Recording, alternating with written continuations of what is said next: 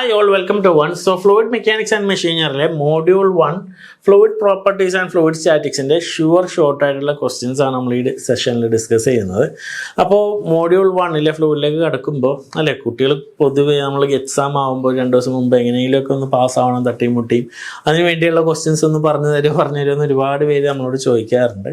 Now, other end series once in the bathroom black one. This series just in the brief topic. And important questions previous years question paper analyze that key topic questions part topic sure exam pass session detailed class once in app available course detail modules class sure short questions series class anyway module 1 starting with the syllabus just basic the prerequisite properties of fluid specific gravity, specific gauge, specific volume, dynamic, kinematic research. That's basic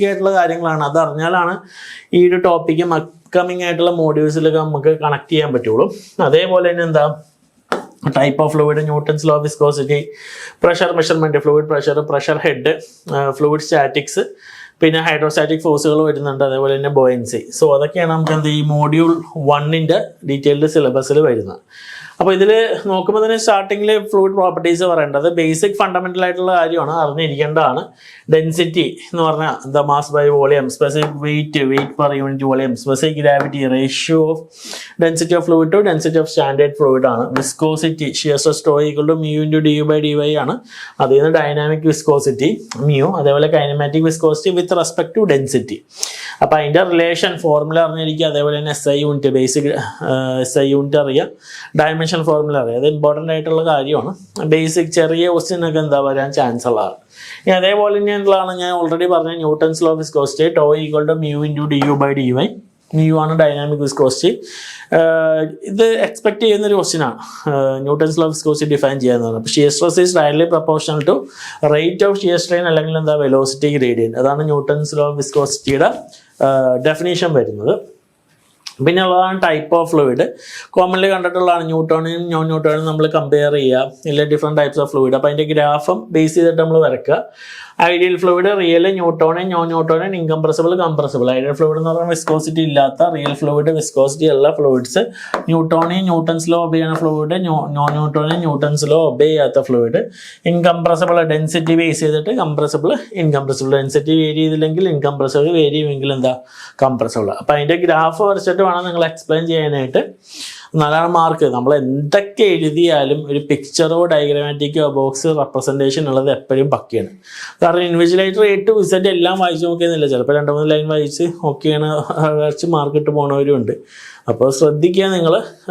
representation diagrammatic figure representation example. Newtonian, non-Newtonian graph Newtonian fluid with the du by dy straight line non-Newtonian 3 cases Bingham, dilatant, pseudoplastic Newton's law Newtonian, non-Newtonian law non-Newtonian fluids tau equal to mu into du by dy whole raised to n plus b. Class the basic example Newtonian water, blood, air, non-Newtonian toothpaste, ketchup. Real fluid ideal similarly Newtonian non-Newtonian and examples okay. The pressure types. Absolute pressure, gauge pressure, the atmospheric pressure. The moon graph value above other places the class atmosphere pressure measured using the atmosphere measured by the atmosphere pressure exerted by the atmosphere pressure 1.013 bar. Gauge pressure measured using pressure measuring instrument that's positive or negative. Positive positive gauge pressure, negative vacuum pressure. Okay, absolute and sum absolute pressure. So, pressure measuring device, piezometer and simplest a simple manometer and U-tube manometer and differential manometer and commonly used pressure measuring devices. Fluid statics P equal to rho GH, Pascal's law ശ്രദ്ധിക്കുക. Hydrostatic ഫോഴ്സിൻ്റെ കേസിൽ plane vertical ഉണ്ട്, angle ഉണ്ട്. Centre of pressure exert ചെയ്യുന്ന point H star equal to IG divided by H bar plus H bar. IG moment of inertia ആണ് വന്നത്. Vertically ആണെങ്കിൽ inclined ആണെങ്കിൽ IG sine square theta by H bar plus H bar വരും. So ആ relations എല്ലാം എന്താ നിങ്ങൾ പഠിച്ചിരിക്കേണ്ടതാണ്. പിന്നെ വന്നാണ് ബോയൻസി, ആർക്കിമിഡീസ് പ്രിൻസിപ്പിൾ വന്നിട്ടുണ്ട്. പ്രഷറിൻ്റെ കേസിൽ പാസ്കൽസ് ലോയും വരുന്നുണ്ട്. Weight of the body equal to volume of fluid displaced, buoyant force equal to rho GV. പിന്നെ മെറ്റാസെൻട്രിക് ഹൈറ്റും അതിൻ്റെ കണ്ടീഷനും metacentric height GM equal to I/V minus BG. ഈ ക്വസ്റ്റ്യൻ ഷുവറായിട്ട് വരാൻ ചാൻസ് ഉള്ളതാണ്.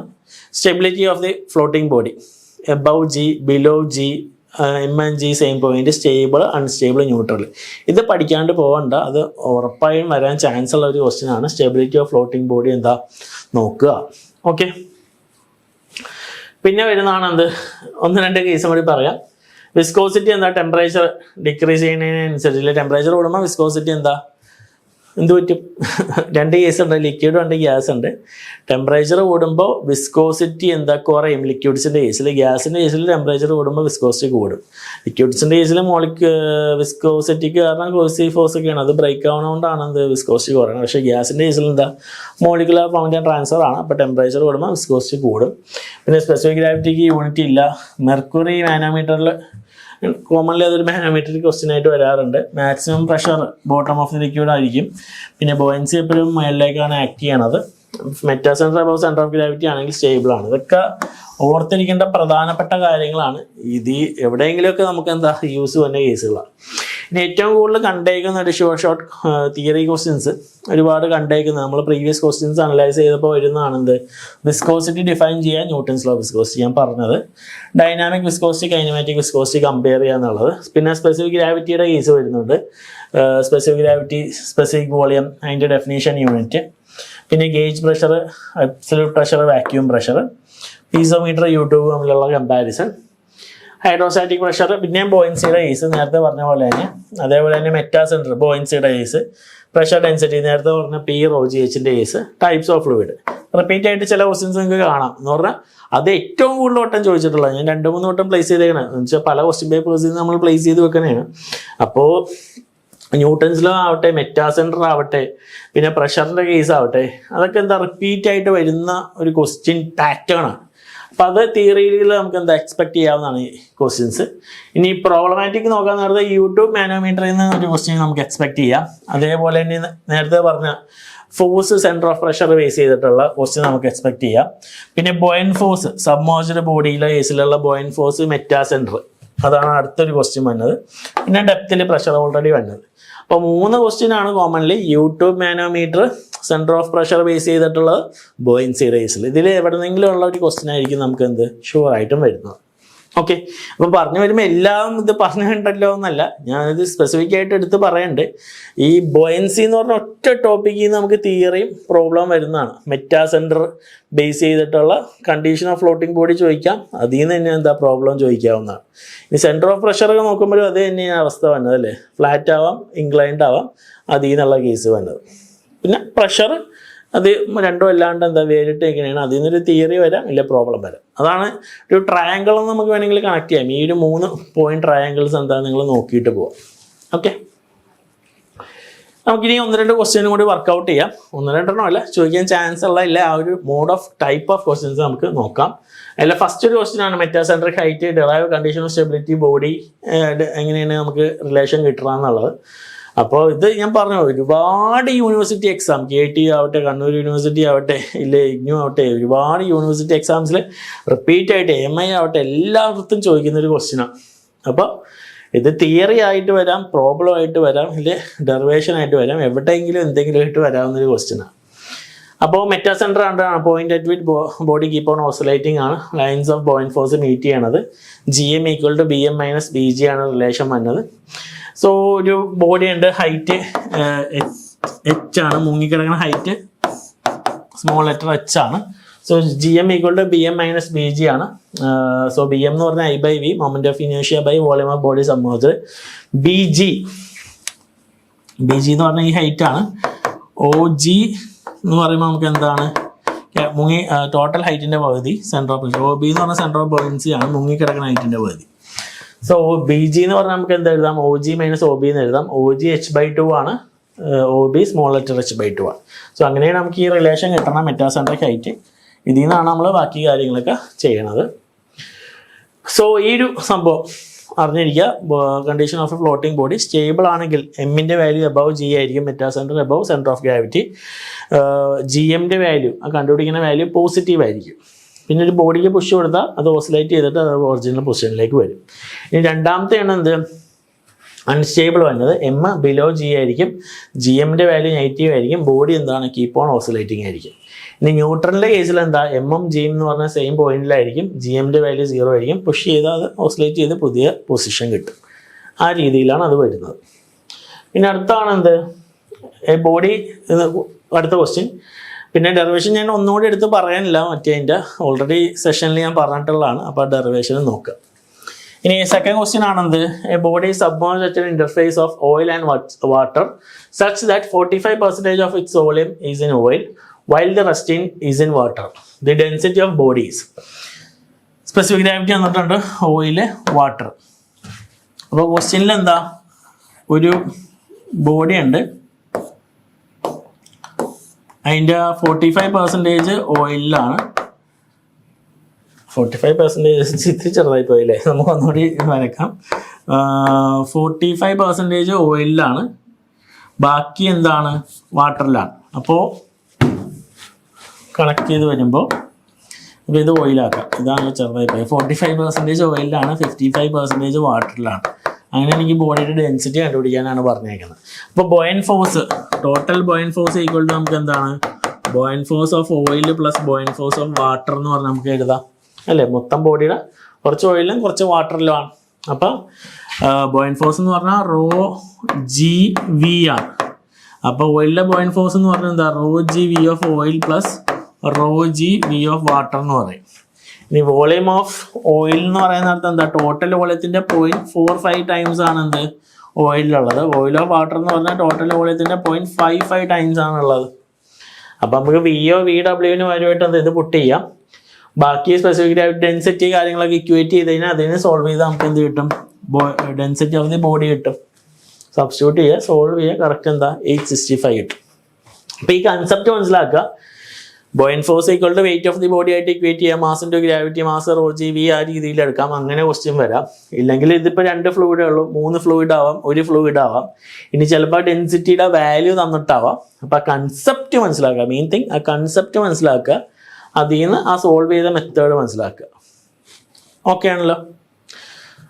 ഇനി മൂന്നാമത്തെ ക്വസ്റ്റ്യൻ ആണെന്ത്, rectangular plane surface 2 meter wide 3 meter deep lies in water in such a way that it plane makes an angle 30 degree. അപ്പോൾ ഒരു 30 degree ആംഗിളിൽ ഒരു റെക്ടാങ്കുലർ സർഫസ് കിടക്കണം. അതിൻ്റെ ഇവിടെ നിന്നുള്ള വ്യൂ ആണ് ഈ രീതിയിൽ വന്നേക്കണം.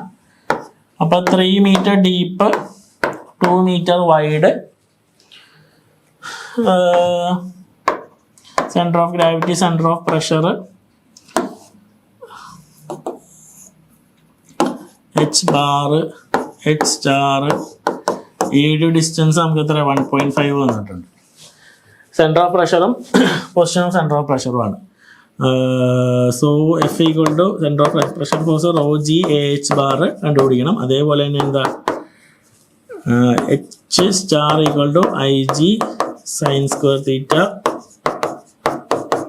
By H bar plus H bar. ഇത് രണ്ടുമാണ് കണ്ടുപിടിക്കേണ്ടത്. അപ്പോൾ ആദ്യമേ നമുക്ക് വേണ്ടത് എന്താ, എച്ച് ബാർ ആണ്. ഈ ഡിസ്റ്റൻസ് വേണം. അപ്പോൾ 1.5 പ്ലസ് എന്താ, ബാക്കിയും കൂടി ആഡ് ചെയ്യണം. അപ്പോൾ നമ്മൾ അവിടെ ഒരു ട്രയാങ്കിൾ കൺസിഡർ ചെയ്തിട്ടാണ് നമ്മൾ എടുക്കുന്നത്.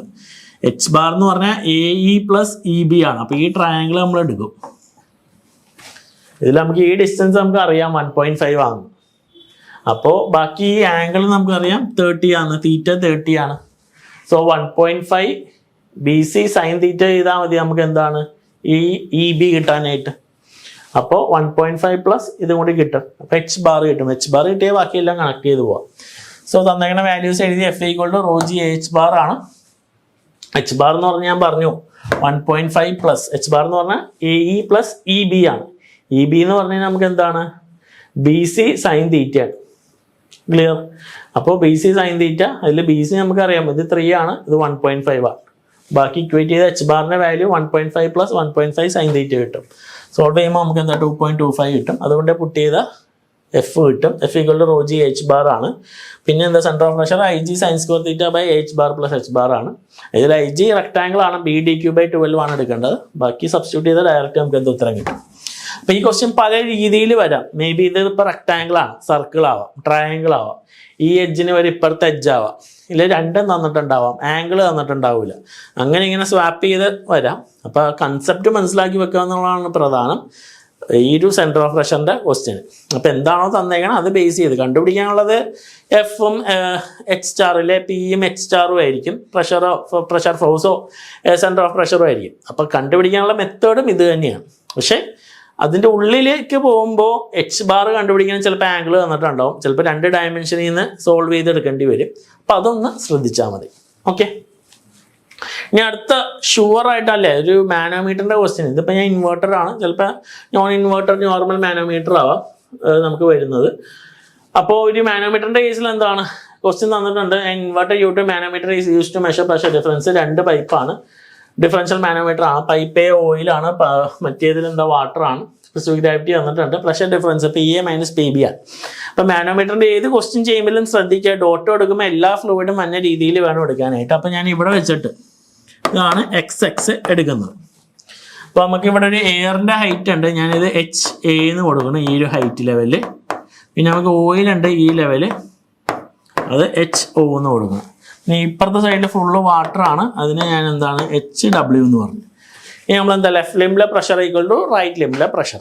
എന്താ ചെയ്യേണ്ടത്, ലെഫ്റ്റ് ലിംബിൽ എന്താ പി എ ഓയിലുണ്ട്, പിന്നെ മേലിലേക്കാണ് so negative minus rho of oil G H O, പിന്നെ എയർ ഉണ്ട് rho of air G H A. ഇത്രയാണ് ലെഫ്റ്റ് ലിംബിലുള്ളത്.